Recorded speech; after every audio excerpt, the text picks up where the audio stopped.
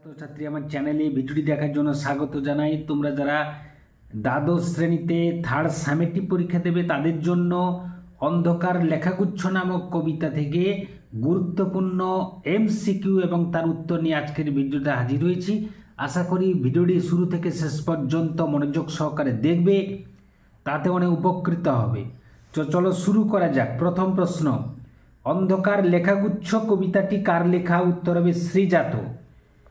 দুয়ের দাগে প্রশ্ন, আব্দুল করিম খাঁর ধর্ম কী ছিল? উত্তর হবে গান। আইনস্টাইনের ধর্ম কী ছিল? দিগন্ত পেরোনো। চারের দাগে প্রশ্ন, কবিরের ধর্ম কী ছিল? উত্তর হবে সত্যের বয়ান। বাতাসের ধর্ম কী ছিল? শুধু না থামা কখনো ও। ভ্যান গঘের ধর্ম কী ছিল? উত্তর হবে উন্মাদনা আঁকা। গার্সিয়া লোরকার ধর্ম কী ছিল? কবিতার জিত। লেনিনের ধর্ম কী ছিল? উত্তর হবে নতুন পতাকা। 9 থেকে প্রশ্ন, আগুনের ধর্ম কী ছিল? উত্তর হবে ভস্মের চরিত। এত এত ধর্ম কিন্তু ড্যাশ, শূন্য স্থান পূরণ করো, একই গ্রহে থাকে। 11 থেকে প্রশ্ন, কিরানা ঘরানার প্রভাবশালী ব্যক্তি হিসেবে কে পরিচিত ছিলেন? উত্তর হবে আব্দুল করিম খান বা খাঁ। প্রাতিষ্ঠানিকতা বলতে কবি কি বোঝাতে চেয়েছেন? উত্তর হবে গোঁড়ামি ও সংকীর্ণতার কথা। কবিতার ধর্ম কিভাবে চিত্রিত হয়েছে? উত্তর হবে ব্যক্তির কর্ম ও বিশ্বাসের মাধ্যমে। অন্ধকার লেখাগুচ্ছ কবিতায় মূলত কি প্রশ্ন তোলা হয়েছে? উত্তর হবে ধর্ম নিয়ে সংকীর্ণতা ও গোঁড়ামি। 15 থেকে প্রশ্ন, কবি শ্রীজাত এর পদবী কী ছিল? উত্তর হবে বন্দ্যোপাধ্যায়। কোন কাব্যের জন্য শ্রীজাত আনন্দ পুরস্কার লাভ করেন? উড়ন্ত সব জোকার এই কাব্যগ্রন্থের জন্য। 17 থেকে প্রশ্ন, অন্ধকার লেখাগুচ্ছ কবিতাটি কি জাতীয় কবিতা? উত্তর হবে সনেট জাতীয় কবিতা। আমরা জানি সনেট বলতে সমদৈর্ঘ্যের 14 পংক্তির কবিতাকে সনেট বলে। এই শ্রেণীর একটি কবিতা হচ্ছে অন্ধকার লেখাগুচ্ছ। অন্ধকার লেখাগুচ্ছ প্রথমে কোন মাধ্যমে পাঠকের কাছে আসে? উত্তর হবে 1915 সালে ফেসবুকের মাধ্যমে। অন্ধকার লেখাগুচ্ছ কবিতাটি কোন গ্রন্থের অন্তর্গত? উত্তর হবে অন্ধকার লেখাগুচ্ছ এই কাব্যগ্রন্থের অন্তর্গত। পরবর্তীকালে অন্ধকার লেখাগুচ্ছ কবিতাটি কবিতা সমগ্র তৃতীয় খণ্ডে স্থান লাভ করে। অন্ধকার লেখাগুচ্ছ কবিতাটি মূল গ্রন্থের কত সংখ্যক কবিতা? উত্তর হবে 14 সংখ্যক কবিতা। অন্ধকার লেখাগুচ্ছ কবিতাটি কোন ছন্দে রচিত? অক্ষরবৃত্ত ছন্দে রচিত। অন্ধকার লেখাগুচ্ছ কবিতার কয়টি পংক্তি আছে? উত্তর হবে 14টি। এরপরে 23 দাগে প্রশ্ন, অন্ধকার লেখাগুচ্ছ কবিতার প্রথম পংক্তি কী ছিল? উত্তর হবে আব্দুল করিম খাঁর ধর্ম ছিল গান। পাঠ্য কবিতার শেষ পংক্তি কোনটি? উত্তর হবে যেন সে ধর্মই নয়, প্রাতিষ্ঠানিকতা।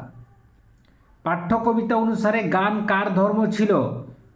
উত্তর হবে আব্দুল করিম খাঁর। আব্দুল করিম খাঁ কোথায় জন্মগ্রহণ করেছিলেন? উত্তর হবে উত্তরপ্রদেশের মুজফ্ফরনগরে 1872 খ্রিস্টাব্দের 11ই নভেম্বর। আব্দুল করিম খাঁ কোন ঘরানার সঙ্গীত শিল্পী ছিলেন? হিন্দুস্তানি শাস্ত্রীয় সঙ্গীত ঘরানার। ধর্ম শব্দের আক্ষরিক অর্থ কি? ধারণ করা। আইনস্টাইন কে ছিলেন? নোবেল পুরস্কার বিজয়ী পদার্থবিজ্ঞানী ছিলেন আইনস্টাইন। দিগন্ত পেরোনো কথাটি কোন অর্থে প্রযুক্ত? বা ঘুরিয়ে প্রশ্ন আসতে পারে, আইনস্টাইনের ধর্ম ছিল দিগন্ত পেরোনো। দিগন্ত পেরোনো শব্দদ্বয়ের অর্থ কি? উত্তর হবে নব নব আবিষ্কারের চেষ্টা। কবির মানুষকে কোন পথে থাকতে বলেছিলেন? সত্যের পথে থাকতে বলেছিলেন। কবির কোন পরিবারে মানুষ হন? জোলা পরিবারে।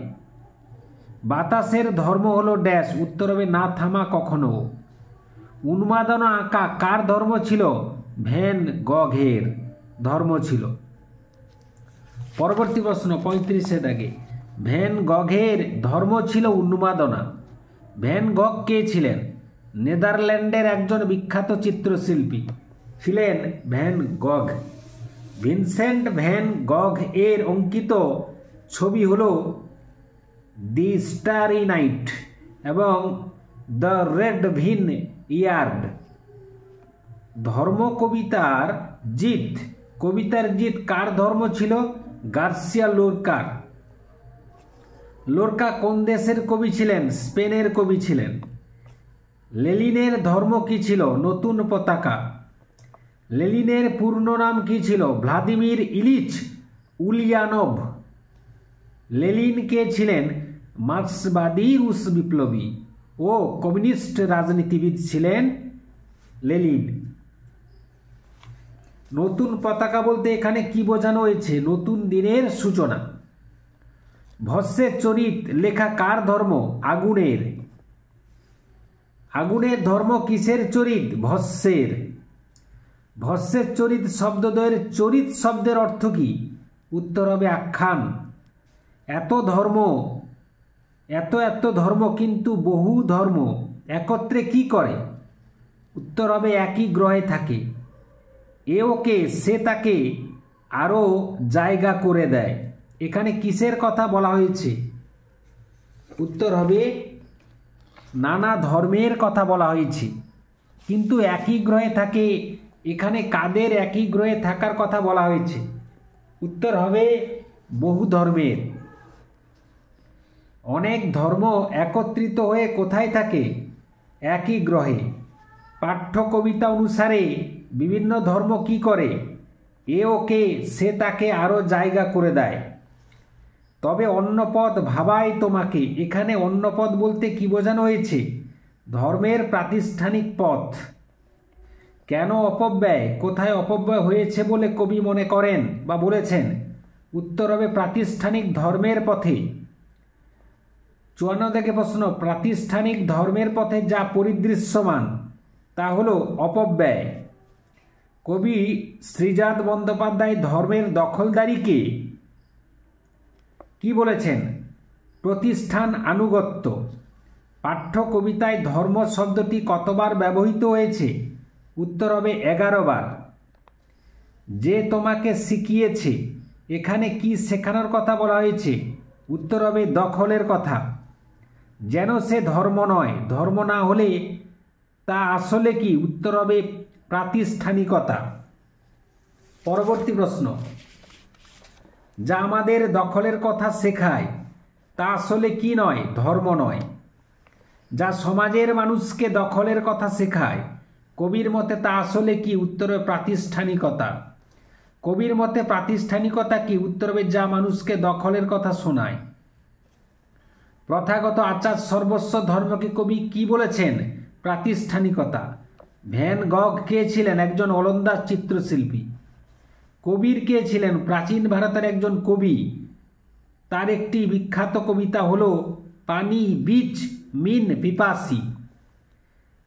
শেষ প্রশ্ন, জনগণের কবি নামে কোন কবি পরিচিত? উত্তর হবে কবি, নাট্যকার ও মঞ্চ পরিচালক ফেদেরিকো গার্সিয়া লোরকা ছিলেন জনগণের কবি। এই ছিল আজকের ভিডিও। আশা করি ভিডিওটি ভালো লেগেছে। লাগলে অবশ্যই একটা লাইক করে দাও, শেয়ার করে দাও। চ্যানেলে নতুন হয়ে থাকলে চ্যানেলটি অবশ্যই সাবস্ক্রাইব করে চ্যানেলের পাশে থাকো। ভিডিওটি এতক্ষণ ধরে দেখার জন্য ধন্যবাদ রইল। নেক্সট ভিডিও আবার তোমাদের সঙ্গে দেখা হচ্ছে।